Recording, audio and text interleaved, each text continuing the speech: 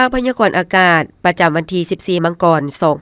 2026มวลอากาศหนาวเย็นได้อ่อนกำลังลงปกคลุมทั่วทุกภาคของประเทศลาวด้วยกำลังปานกลาง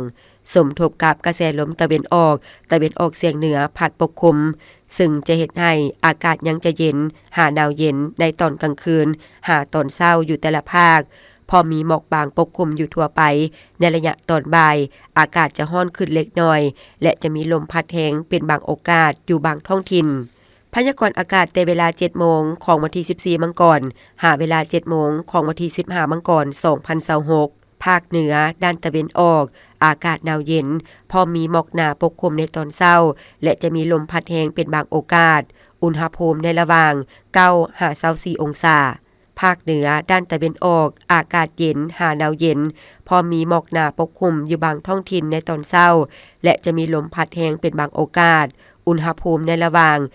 11-30องศานครหลวงเวียงจันทน์อากาศเย็นพอมีหมอกบางปกคลุมอยู่ทั่วไปและจะมีลมพัดแรงอยู่บางบริเวณอุณหภูมิในระหว่าง17-30องศาภาคกลางอากาศเย็นหาหนาวเย็นในตอนกลางคืนหาตอนเช้าพอมีหมอกบางปกคลุมอยู่ทั่วไปในระยะตอนบ่ายอากาศร้อนและมีลมพัดแรงเป็นบางท้องถิ่นอุณหภูมิในระหว่าง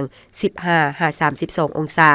แขวงไซสมบูรณ์อากาศหนาวเย็นพอมีหมอกหนาปกคลุมในตอนเช้าและจะมีลมพัดแรงอยู่บางบริเวณอุณหภูมิในระหว่าง